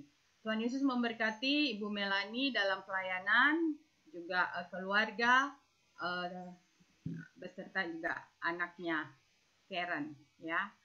Oke. Buat hari ini anak-anak tidak ada kegiatan tatap muka langsung secara online. Mereka sudah diberikan tugas masing-masing sudah di-share di grup kelas masing-masing. Boleh dikerjakan bersama papa mama di rumah dan nanti boleh di-sharing hasil pekerjaan anak-anak lewat Facebook group atau juga di WA group atau langsung japri ke guru kelas masing-masing. Itu saja Miss Ivana. Terima kasih orang tua yang masih bertahan sampai jam siang ini. Terima kasih ya. Dan juga mungkin kalau masih ada pertanyaan, tadi saya lihat terakhir ada Mama Divine ada bertanya, apakah masih bisa bertanya secara langsung. Kalau masih ada pertanyaan, bisa dikirimkan pertanyaan ke guru kelasnya masing-masing. Nanti akan di-share ke Ibu Mel. Boleh ya Bu Mel ya? Nanti Ibu Mel akan jawab secara tulisan, nanti kita share lagi ke orang tua ya. Oke, itu saja Miss Ivana. Terima kasih. Tuhan Yesus memberkati kita semua. Terima kasih Miss Mimi. Bapak Ibu yang diberkati Tuhan, kita akan menutup kegiatan parenting hari ini. Sebelum kita berdoa, kita akan menyanyikan pujian tangan Tuhan yang benar.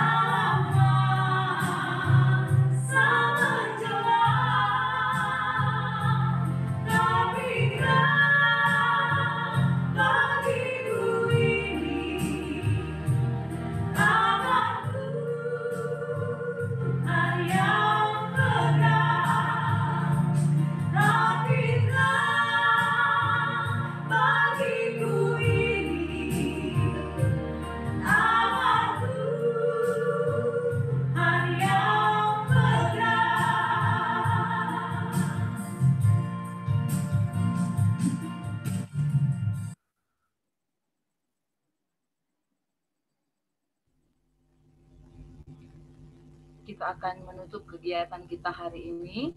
Dan untuk doa tutup nanti akan dipimpin oleh Gembala Sekolah Evangelis Noce Tilaar Oro. Ibu dipersilakan. Cinor, unmute dulu Cinor.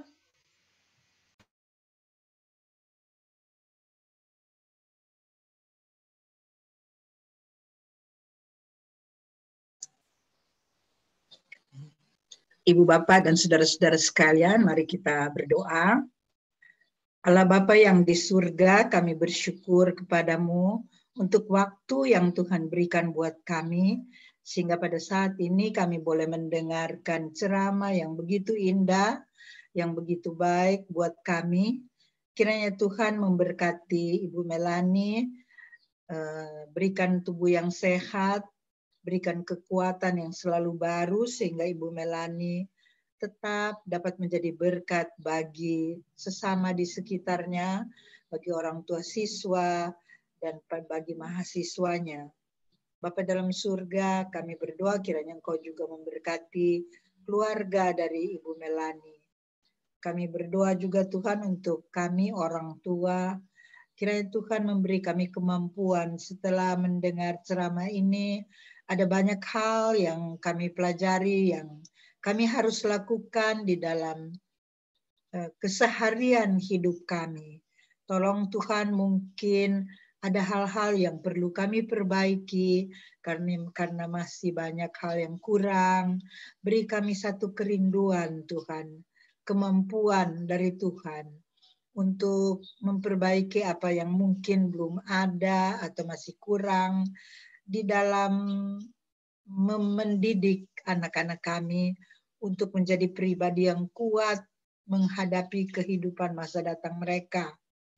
Bapa dalam surga, kiranya Tuhan Engkau memberkati setiap orang tua supaya mereka sungguh-sungguh menjadi berkat bagi anak mereka. Supaya kami boleh melihat bagaimana campur tangan Tuhan di dalam kehidupan keluarga dapat membentuk anak-anak yang takut kepada Tuhan. Terima kasih Tuhan, kami percaya Engkau mendengarkan doa kami yang kami naikkan hanya di dalam nama Tuhan Yesus, Tuhan dan Juru Selamat kami yang hidup. Amin.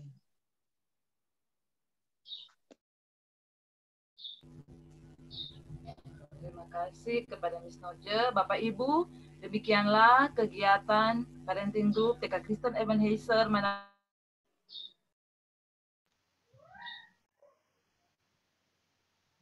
Ivana? Kayaknya jaringannya. Masih ada sesi foto, jadi Bapak Ibu jangan keluar dulu. Miss Gina, silakan ambil alih. Ya, terima kasih bagi Bapak Ibu yang sudah memberikan waktu dan kesempatan untuk mengikuti kegiatan parenting di pagi sampai menjelang siang hari ini. Kiranya Tuhan Yesus memberkati Bapak Ibu semua dimanapun berada, Tuhan Yesus memberkati. Dan saat ini kita akan masuk dalam sesi foto. Jadi di layarnya Miss Gina ada 4 layar. Nah, bolehkah Bapak Ibu yang masih off kamera, bolehkah untuk menghidupkan kameranya sebentar, kita akan foto bersama dan ditahan senyumnya ya. Miss Gina tidak tahu Bapak Ibu ada di layar nomor berapa. Jadi untuk 4 layar ini ya ditahan senyumnya semua. Layar yang pertama. Miss Gina sudah? Saya tadi ingat tuh frame begitu. Bagaimana kalau kita bikin? Oh boleh, nah yang bisa supaya keingat ya tadi penjelasannya Ibu Mel ya. Asalnya muka. Ya wajahnya tolong jangan ditutup. Oke, ya mari Bapak Ibu 1, 2, 3 ditahan layar yang kedua.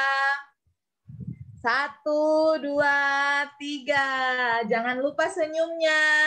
Layar yang ketiga, ayo. Oke, layar yang terakhir. Oke. Iya, terima kasih. Oke, thank you. Terima kasih, Miss. God bless you. Bye. Semua, Papa.